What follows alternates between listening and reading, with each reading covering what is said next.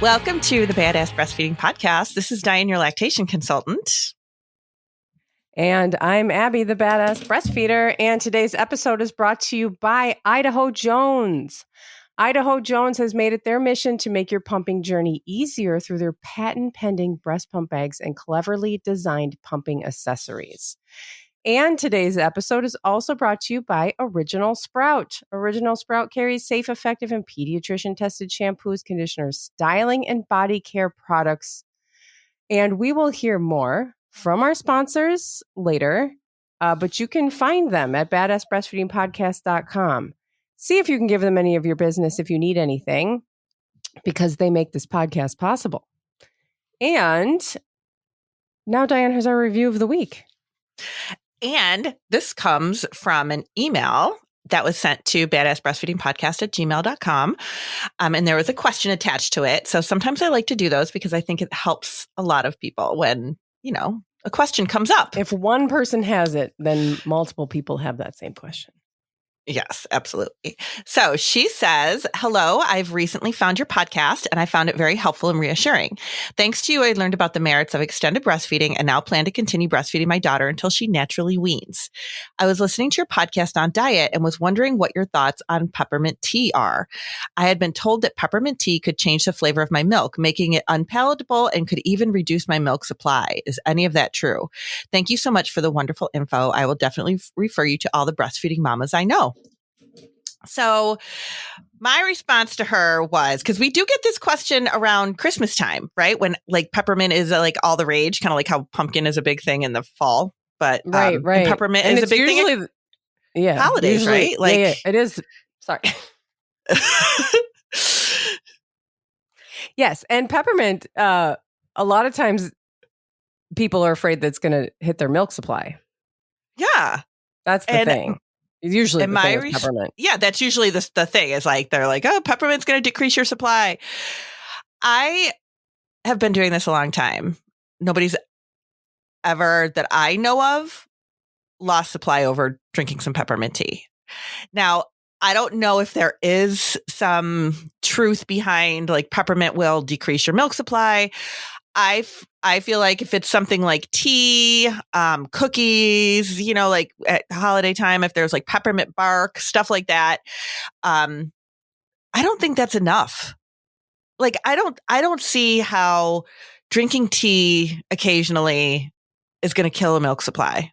Like, I think that's a far stretch.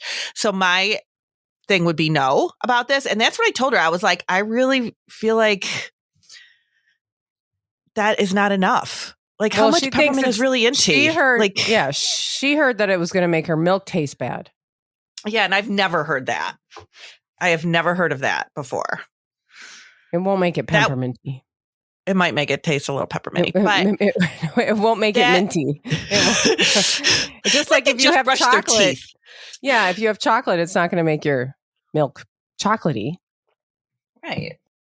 I mean, yes, we know that our breast milk is flavored by things that we eat, but I don't think it's going to be that drastic of a change enough for your baby to be like, oh, this is terrible. And I don't even know like how anybody would know that. I mean, I know that there has been actual research studies done about garlic flavored milk and whether or not babies like it, which they do, by the way. But according to this research study that obviously people can get research money for anything, but, that is like somebody did a research study on whether or not. We don't understand a damn thing about women going through menopause, but like we know about garlic and milk supply. Right. Okay. So we do know that babies do like the taste of garlic flavored milk if given garlic. But I've never heard of anybody doing that about peppermint with babies. So likely what happened was maybe somebody had some peppermint and their baby was fussy and they said, oh, I bet it was that peppermint. It probably made your milk taste bad. That's going to be my guess because that's what always happens with food. But I think it's fine. People always blame it on the food. Yeah. I think you're fine to use some peppermint. I really do think it's okay. So thank you so much for the question because it does come up. So I wanted to put it out there. And you can send us your reviews, put them on iTunes if you can, because that is a really great way for us to kind of for the podcast to show up for other people. And we love that. And then if you cannot do that, because some people can't do iTunes, which is totally okay, you can send us an email at badassbreastfeedingpodcast@gmail.com. And there. And thank you for people are sending pictures. And I know we just put that out recently. Abby made a little PSA about like, send us pictures if you want. So people are doing that. So thank you so much. Yeah. Thank you so much for that. Okay. Yeah. So pictures. Yeah. We use those as like I use them when I'm uploading the episodes onto the website. I use them as the thumbnail because I think it's fun to have the people who listen to the podcast be the thumbnail photo of the episode. Yeah. The featured photo, whatever you call it. Yeah. So, send those. And we need, because we have so many, we love all the breastfeeding photos, but if there's like pumping photos or like bottle feeding, anything like that is like stuff that we talk about and it's how it's working for you, then we want to see those too. We're going to represent everything. Absolutely. Absolutely. Today. So we're going to talk about sex. Oh my God. And very exciting to talk about right now. It's really not. Everybody's always excited to talk about sex except for people with children. Because likely if you just had your baby, you're like, never touch me again, please. Just stay away from me. No, I've told that story before of when I had Jack, my first child. I had an episiotomy and I was so scared to look and see what it looked like. Mm-hmm. I don't know why. It was like I was tempted to, I was like, I wonder what it looks like, but I'm so scared to look. Oh, God. And finally, one day I put a mirror down there and I was like, yeah, that's never being used ever again for anything. Never. I mean, it looked like Freddy Kruger had gotten me. It was horrible. Oh, so, God. Yeah. I mean, like... So the lesson there, folks, is to not take a mirror and look. Well, at what is going on in your vagina. Yeah. But I don't know. I think it's better to know than to not know, not know anything. Yeah. Yeah. But it healed, obviously. It healed. We had another baby. We got through it. Yeah.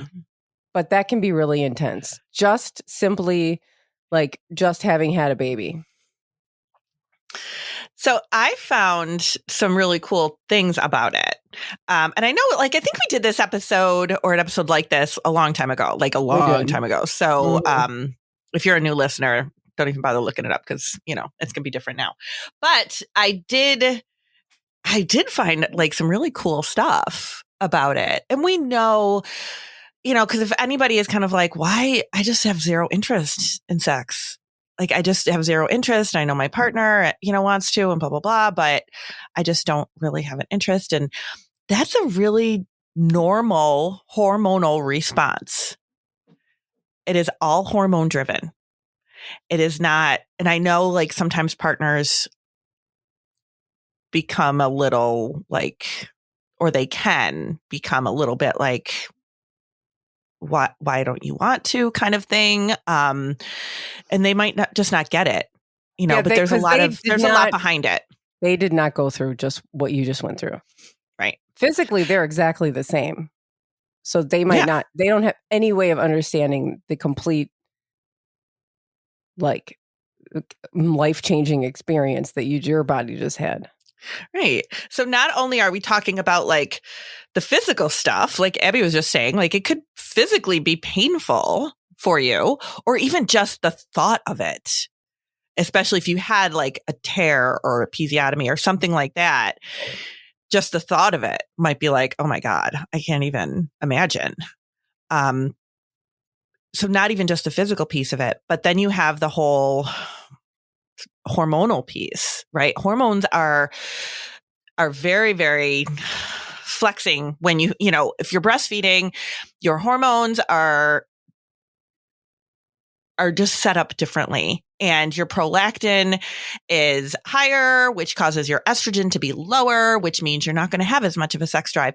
And if you do say, okay, let's go ahead, you might not feel like there's not a lot of vaginal lubrication happening because of the hormonal levels being lower. The other thing, which I think is kind of cool, is that the oxytocin. So we know that oxytocin is like the feel-good hormone, right? We know that that's like, oh, this is, that makes me feel good. It makes you like, it's what's released during breastfeeding. Your baby latches on, your body releases oxytocin. It's what really helps you to enjoy that breastfeeding relationship. It brings you closer to your baby. It connects the two of you. But oxytocin is also released with orgasm. So you might not feel like you need that fix. You know what I mean? Like you might feel like I'm connected with my baby. I have all this, connection with my baby. I don't really need any other kind of connection. You might not feel that libido. Right. You might just not have one. You might feel like you're touched out. That happens a lot. Yeah. Like you've got this baby on you all the time. Maybe you've got another kid too that's on you all the time. You might be like, I just don't want anybody else touching me. I want my body to myself right now. There's a lot of factors that go into it, right? A lot of factors that go into why you might not have any kind of desire. Body image. Yeah. All of that stuff. Yes. So I remember it well. And then the breast thing, like, I mean, probably, I don't know, for some people, breasts are sexual before you have children. And then when you're breastfeeding, it's like you have a whole different relationship with your breasts. And then it's like, what are you doing? Don't touch those. Don't touch my baby's lunch. And and then if you have like I had nursing aversion and I just could not, oh my God, people would come within like a certain, distance of my breasts. And I was just like, I wanted to stab someone. Mm-hmm. I could not take that feeling of anybody being near my breasts. And then I still had to breastfeed through it, right. Which is a whole different thing. But yeah, it's not fun. It's not. So one of the things that I found comes from this research study. It's kind of old. It's from, where's the date on this thing? I think it's like 1999. Yes, 1999, which I guess is old, right? It's old now. But what does it say? It's old now. So it's written like 1999, which is kind of funny. But one of the things it says about the hormones, so I do want to just like touch base about this really quickly so that people kind of wrap their brains around the fact that it's not your fault that you have zero desire. After birth, estrogen and progesterone levels decrease while prolactin and oxytocin levels increase. Prolactin, which is secreted by the anterior pituitary, stimulates the breast to produce milk. The prolactin level is very high in the early postpartum period in order to stimulate initial milk production. It drops to 2 or 3 times the usual level at 2 to 4 weeks postpartum, increasing again tenfold in response to suckling. Psychologically, prolactin induces maternal behavior. A lactating mother experiences a form of psychological tension, which can be best described as a feeling or need of always wanting to see or hold her baby. Oxytocin, which is secreted by the posterior pituitary, has 2 major functions in relation to breastfeeding. A new mother feels her uterus contracting during breastfeeding, and it is responsible for the milk ejection reflex during breastfeeding, but that can also happen during orgasm, which freaks people out sometimes, I think. Yeah. Oxytocin has the opposite physiological impact as prolactin does. It calms the physiological tension induced by prolactin. Consequently, while breastfeeding, the mother will experience a sense of well-being and contentment. The consequences of these hormones are that each time a woman breastfeeds, she derives great pleasure from the experience and contact with her baby. As a result, all or a very great part of her needs for affection are met through breastfeeding, even if she is only partially breastfeeding. This is healthy and normal. However, one result is that the breastfeeding woman will likely have a decreased need to seek out her partner for pleasure and affection. So, and they called it like a affection anesthesia, which I thought was kind of funny.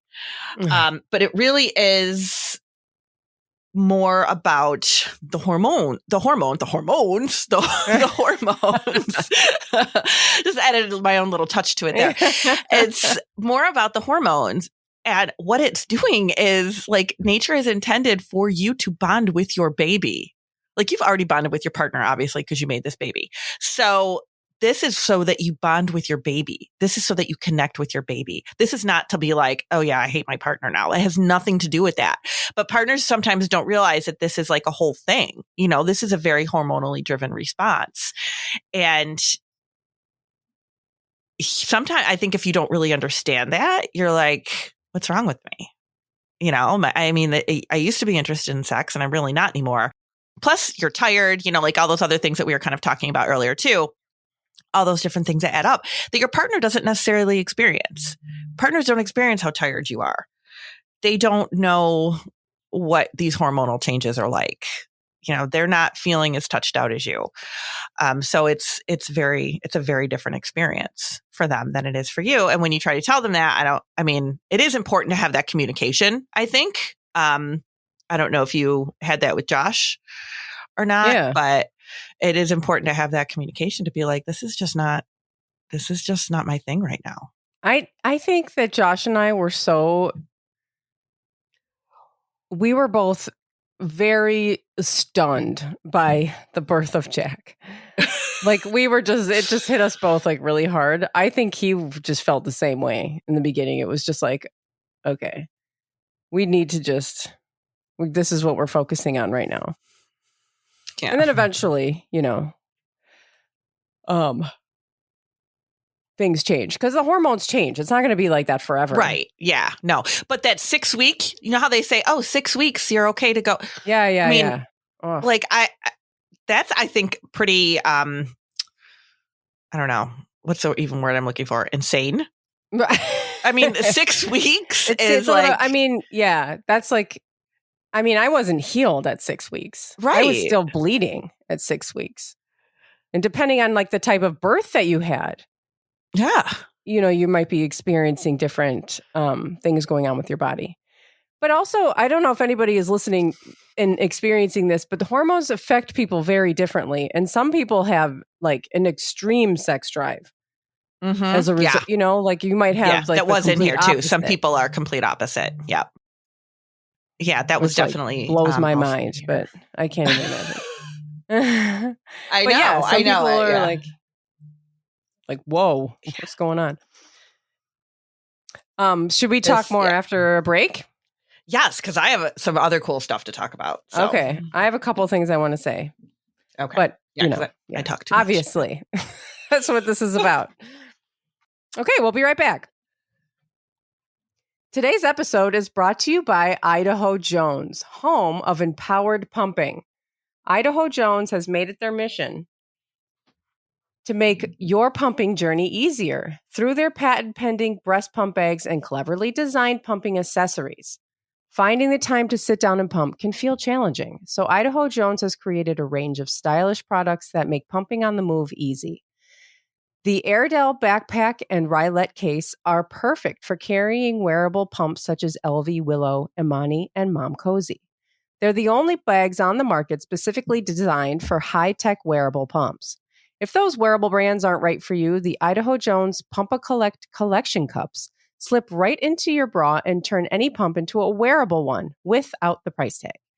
And for the moms with the Spectra S1, simply pop your pump into an Idaho Jones Pump-A-Porter belt bag, clip it around your waist, and the S1 becomes portable. With free shipping and a 12-month warranty, moms are saying these products are amazing in every single way. Head to idaho-jones.com. That's idaho-jones.com and enter BADASS at checkout. And you will get 15% off of your purchase.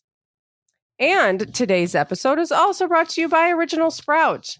Original Sprout carries safe, effective, and pediatrician-tested shampoos, conditioners, styling, and body care products produced and packaged in California, USA. Original Sprout's newest addition to its family of vegan products is the Bundle of Joy. This is a woven basket full of Original Sprout products swaddled in a white towel and fastened with a big chrome safety pin. The Bundle of Joy makes the perfect baby shower gift bundle, or just a great way to say congratulations to the expecting parent in your life or yourself. With a retail value of over $135, is being offered at the introductory price of $74.99. As a Badass Breastfeeder listener, you can now take an additional 25% off of the introductory price.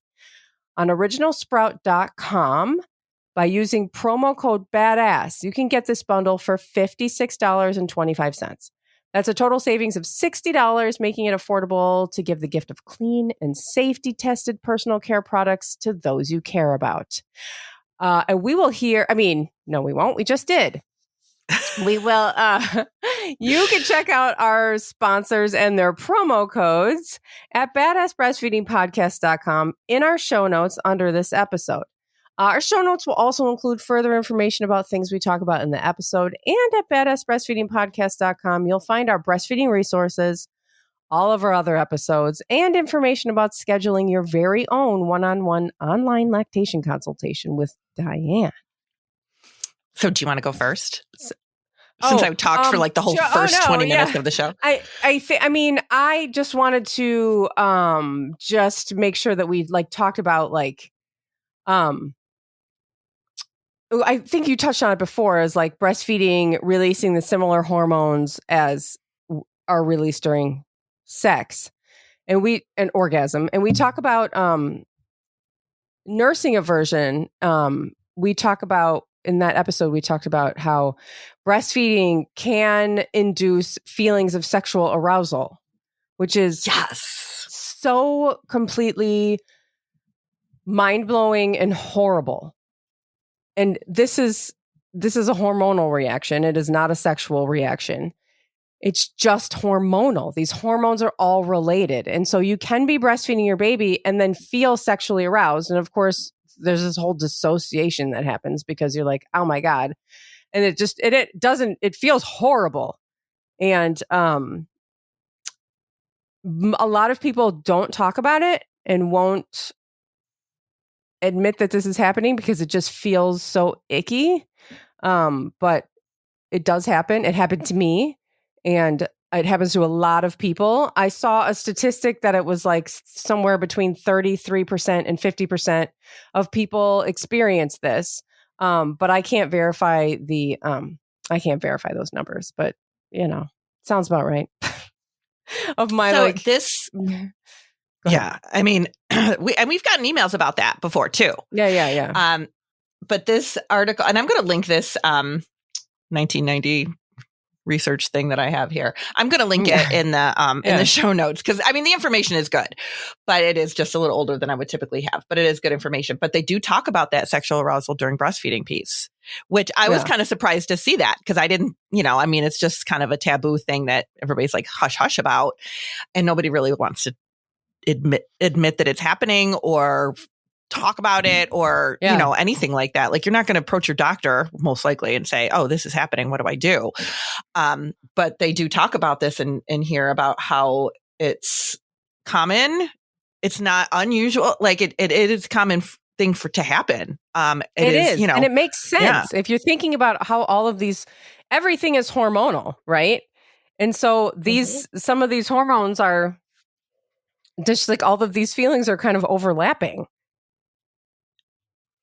And it makes total sense that it would happen. It's just like when you feel it, you're like, ugh. Especially if you're somebody where your the breast was always a huge part of your sex life. And it talks about that in this article too, about how like society really sees the breast as as a sexual object. And now you have this baby on the breast all the time. How do you not, like, even in your brain, like you have to really separate that in your brain too. Exactly. I know. And that's why I'm saying, it's almost like you just dissociate. Yeah. It's crazy. They don't make this easy for us, do they? No, it's kind of rude. It's like, why that? It's like, why do those things have to come together? Of course it makes sense that it's like when you think about it, it's just like, okay, this baby was made with sexual hormones and it was delivered with hormones and breastfeeding with all these same hormones. So like, of course, like it makes sense logically, but it doesn't feel good at all. No. And I feel like I had more to say about that, but I'm sure it'll come back to me.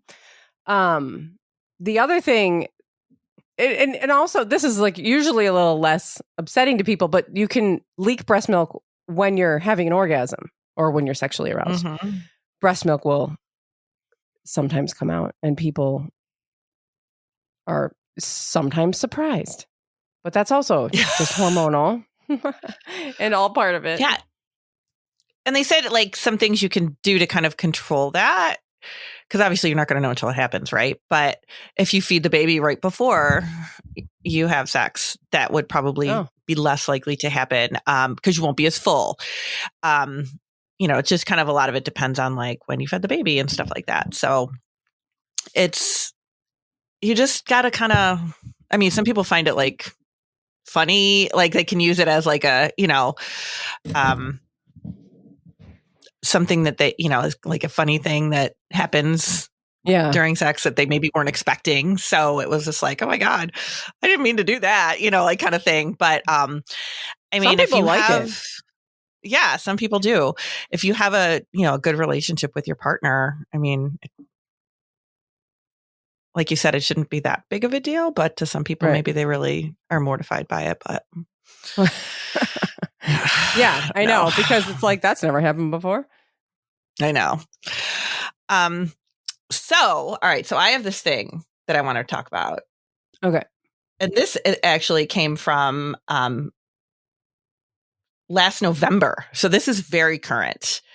And I think it's fascinating. So it was a question that was posted in a blog or sent to somebody or whatever.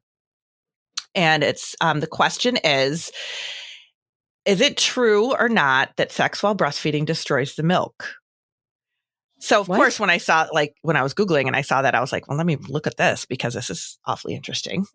So the question is, in Sierra Leone, lactating mothers fear to have sex. The general thought is that when one has sex during lactation, the sucking child's health deteriorates, even to fatality. It is a common belief that sex while breastfeeding destroys the milk and causes the child to have diarrhea, which becomes fatal. Most of the time, these things happen, as it is said.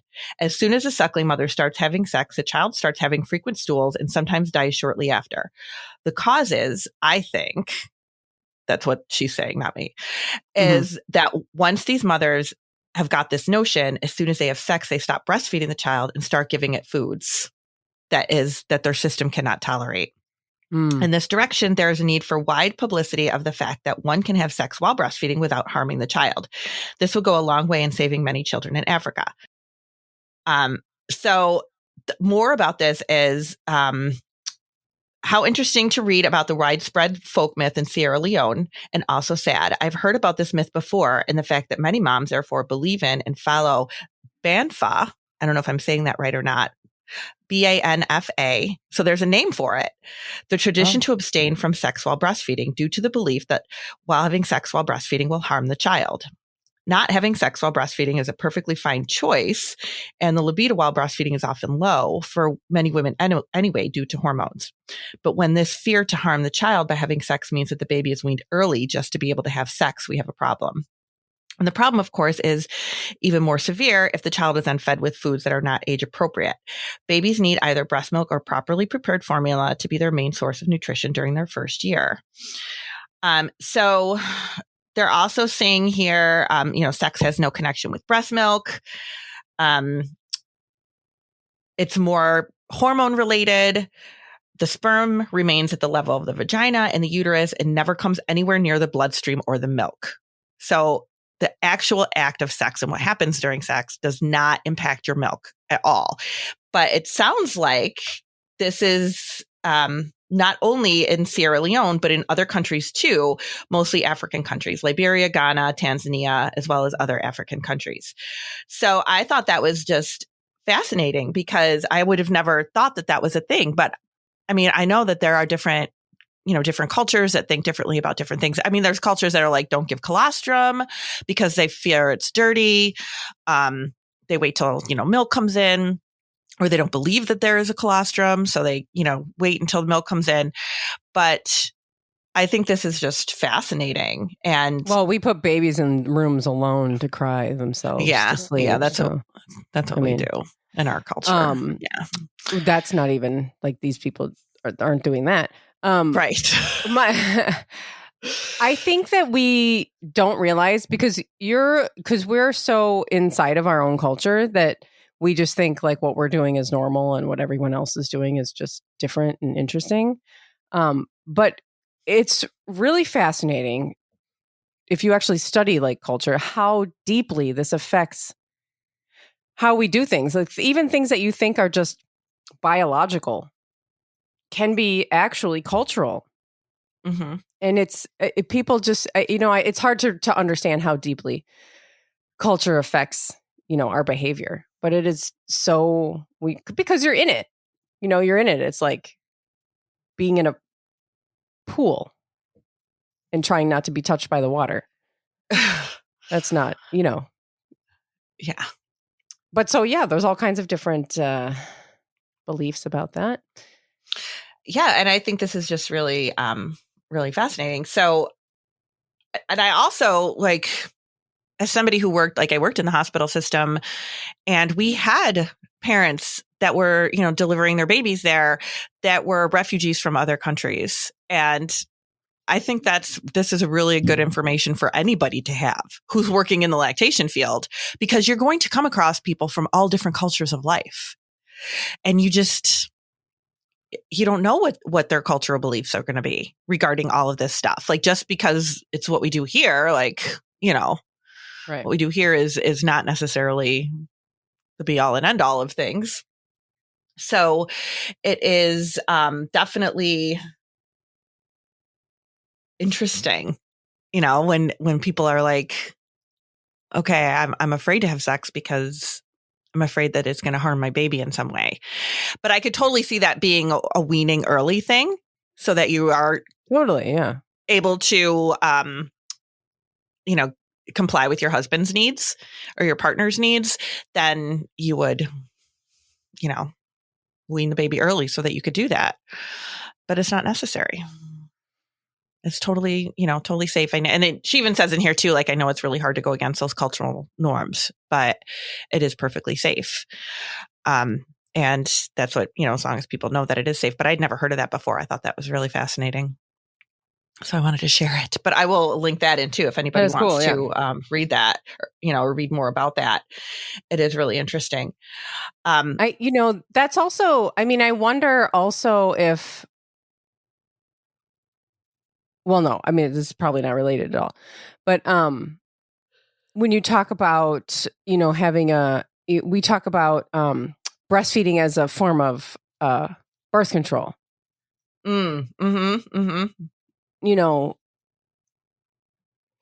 Not having sex for a while, not wanting to, not having the drive, not, and having kind of that those hormones are being stimulated in a different way now, is maybe, I don't know, your body's way of we can't have sex right now. We're not ready. Our body's not ready. It's not healed, because your body is going to just treat sex as reproduction, right? That's what it's for. That's what it's for. Yeah, that's what it's for. Believe it or not. Yeah. But, so you're like, oh, I want to, your partner wants to have fun sex and you're just not feeling it. And this all kind of comes together as this is some way of natural spacing of children. And they do talk about that as being nature's way. That is how culturally for, generations that people space their kids, is because of, you're not getting your period when you're breastfeeding because, again, of hormones. And that will cause you to not have more children right away when you shouldn't. And people will often, reach out and be like, hey, I want to have another baby right away, sooner rather than later. How do I get my period back faster, kind of thing. And it's this is kind of a nature's thing. We have no control over that. We really can't. I can't say to you oh yeah, if you wean tomorrow, your period will be back next week. There's no way to be able to tell that. But the other thing is too, that it's it's like that for a reason. And you're supposed to give your body time to heal. You're supposed to have that space between kids because it's really important. And that's how all of this stuff is played out. Like it all fits together, everything fits together. Everything is done like this for a reason. And it's all a very natural process for your body. And we try to like mess with it so much. Yeah. I mean, because we live in this world where you're not able to just naturally, do anything. You have to go back to work. You have to think about your career. You have to think about how old you are because people are having babies later now. And then you have to, think about, how far apart your kids are going to be. And can you do this while you're also doing this thing you have to do next year? And it's all, so it's like, and then it's kind of like also when someone decides to have a child, like, or have, start trying to have a baby, like, man, there is no stopping people. I know. If that drive is strong. It really is. It really is. So it's like, all right, I'm ready. Let's go. I mean, it is definitely like. But then it could be difficult. So don't be surprised if you're trying, right after you've had, or soon after 6 months, whatever, that it could be more difficult. And that's pretty, that's normal too. Yeah. That's totally normal. But I mean, God, how miserable. I know. I remember going through that. I think Jack was like 6 months when we I can't even believe it. I cannot even believe it looking back that we were all so traumatized. And then by 6 months, we were like, okay, let's start trying to have another one. What? Yeah. I mean, I can't, and it's I don't even know. It's it just comes over you. It's what? I just went insane. Early, you just go insane for a babe. Totally. Yeah. I mean, it didn't happen for a couple more years, but. Well, thank goodness. I mean, that's, kind of, you needed that space. Oh my God. I can't even imagine why. But you just go insane. You just baby fever, man. It just takes over you. I know. I've had a couple, and then some people get pregnant very easily. So it's very it's just, there's no rhyme or reason behind things. But oh my God, could you imagine if you're somebody who, especially the low libido, and you're I'm really not into this, but you want to have another baby. So now you're trying and you're really not into it at all. It's just ugh, the things we'll do for kids. There is different. It is different. It was for me anyway. The trying to have a baby sex was way different than the fun sex. Oh yeah. It's more of a job. All right, come on, let's go business. All right, I'm going to stay laying down. I'm going to lift my pelvis now. Move. Get out of the way. You're here to stay here and kind of let the sperm drip up me inside me, use gravity. I remember because I was actually telling my husband about this before we jumped on today because, there's some things I don't talk about regularly. So my ex-husband had zero interest in having sex with me after we had kids. There was just no anything. And Tom was like, well, you obviously had sex again because then you had twins. And I'm like, well, yeah, I know. But that was more because I wanted to have another baby. But I was also having issues. I had ovarian cysts. So my doctor, I had to have cysts removed and all this stuff. And the doctor was like, oh, you're ovulating between this period and this period. So that would be your best time to have sex if you want to try to get pregnant again. I remember, so I knew when I should try. And I remember having an argument with my husband about something, who knows what, with my ex-husband. And I was so pissed at him, but it was the day that we had to have sex because it was the day that he was the best time frame. So I had to swallow it, which is not my thing usually because I like to be a grudge holder for the most part. Yeah. It feeds my soul to hold grudges. Right. So I like to, I need to really stew about whatever I'm mad about for a while, but I couldn't because I wanted to, see if I could get pregnant again. But you're just don't look at me. Just here, I'll turn around. Just do it. Just do it and go. Just do it and get out. Just get out of here. Bring me the turkey baster. Don't even come in. So it is really funny, like what you'll do just to try to like have these kids. But we had like zero. Like, I don't think I ever had sex while I was breastfeeding, to be quite honest with you. Yeah. I mean, that happens. I don't think it ever happened. Yeah. I don't think it ever. And I don't know if it was just that he didn't see me like that anymore or what, but yeah. I mean, I feel like we live in such a hypersexualized culture that, like, if you say that you're not having sex or you're going through a period of time where you're not having sex or you're not in the mood, but like, you can't say that because then people are just like, what? Oh my God, I'm horny all the time. It's like, God, what? I know. Because I've had some people that were like, well, I think 6 weeks is too long to wait for that's too long. I want to make sure my partner, is satisfied before that. And I'm like, wow. I mean, like, okay.